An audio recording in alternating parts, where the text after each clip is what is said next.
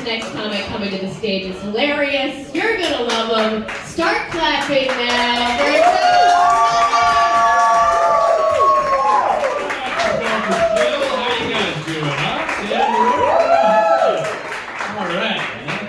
We're going back into the office. That's what's happening in my world. We're going back into the office of my job. We were working remotely for much of the pandemic, like a whole year. And now they're doing the hybrid thing, right? They want everybody to go back into the office. But they know we don't want to go back. And they're trying to think of anything they can to get us motivated to go back into the office. And some of the things they're thinking of are insane. My boss actually said this to us the other day. She said, "Good news, guys. I just got the green light. We can decorate the office. Just however we want. We can make it our own personal space." And I said this to her as a joke, and I didn't realize how insane it made me sound. But I went, "Tracy, listen, if I ever decorate this place, it is going to be with my own brain matter." And she did not laugh. I will say that. But the good news is we're back to working from home now.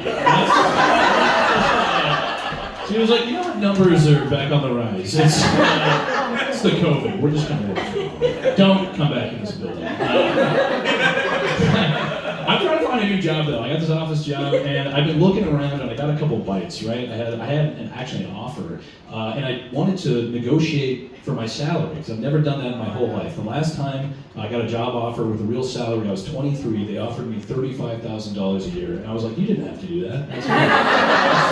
That's way more than I needed, actually."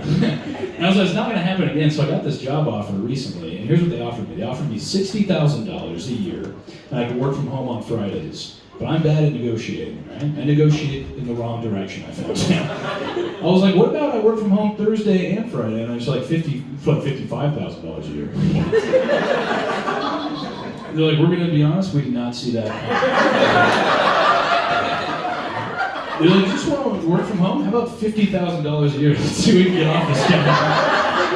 And I was like, honestly, 5 days a week in any place is too much for, let's do, well, what about like a part-time job? Now we're back at 35, right? Which is sort of my sweet spot. And, but where we landed was even nicer. We agreed that I'm going to go in 0 days, or work from home at all, and they're going to pay me $0,000 a year. So it's fully remote. It starts next Monday. Things are looking up, though. Not on a macro level, but if you zoom in, there's nice moments. I think in all of our lives. Like, I got to fly first class for the first time recently. Very exciting. Not because I moved up a tax bracket. It's a long story. But I got to feel rich, right? And that's all that matters. Like, 30 years I've been alive, never understood how anyone could be a Republican until I flew first class. I was like, "Oh yeah, this is duh. It doesn't have anything to do with any issues. It's just this. Yeah, this is." I walked in a registered Democrat. I walked out a registered fascist. I was like, "Oh my God, no, it's made. They let you choose your own meal, whatever cocktail you want, and they let you choose one member of Coach to have killed." This is some of the best service I've ever. Yeah, I will do the elderly man. I was the poorest guy in first class. I'll say that. I was the only guy who didn't swing for the internet. You know, I was playing the Solitaire app that came pre-installed on my phone. If you don't know this, every Android has a Solitaire app pre-installed on the phone, and I played this on the flight. And ever since that flight, I've been getting push notifications from the Solitaire app, which is embarrassing.